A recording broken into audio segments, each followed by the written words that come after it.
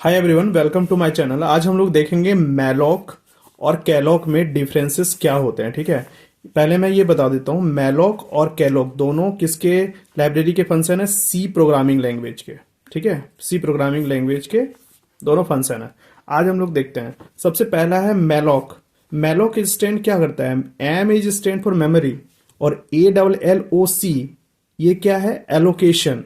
इसका मतलब हो गया मेमोरी एलोकेशन। ठीक है, यहां पर दूसरा बात देखते हैं कैलॉग को।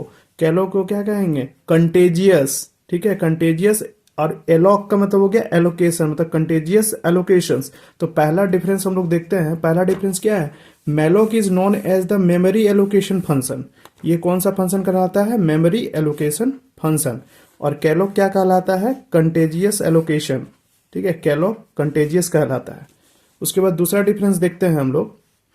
Malloc has high time efficiency. देखिए, मैलॉक में हाई टाइम एफिशिएंसी होता है किसके कंपेयर? कैलॉग के कंपेयर में। लेकिन यहीं पर हम लोग देखते हैं यहां पर लो टाइम एफिशिएंसी होता है किसके कंपेयर में? मैलॉक के कंपेयर में।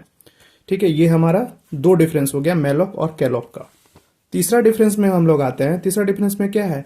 Malloc is faster. मैलॉक किसके कंपेयर में फास्टर होता है? कैलॉग के कंपेरिजन में। ठीक है, और कैलॉग क्या होता है? स्लोवर होता है। क्यों स्लोवर होता है? उसका कारण क्या है? इसका इनिशियलाइजेशन जो स्टेप होता है उसके कारण ये क्या होता है? स्लोवर होता है।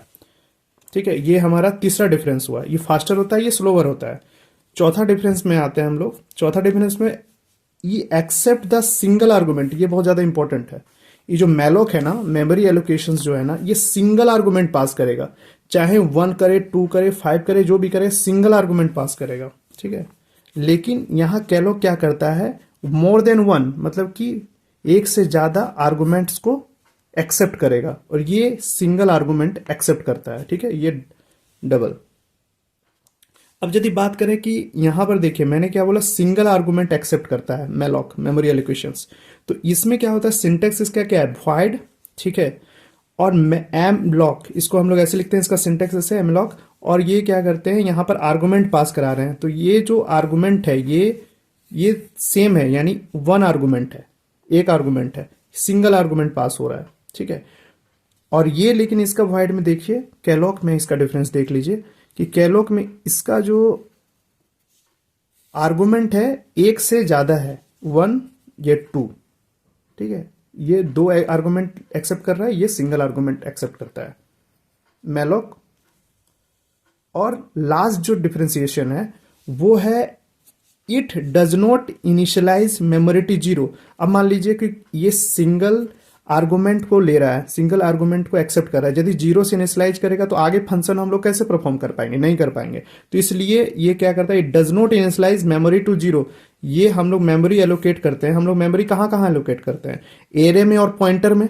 ठीक है, तो उसमें हम लोग क्या करते हैं? जीरो से हम लोग इसमें इनिशियलाइज एम ब्लॉक में नहीं होगा।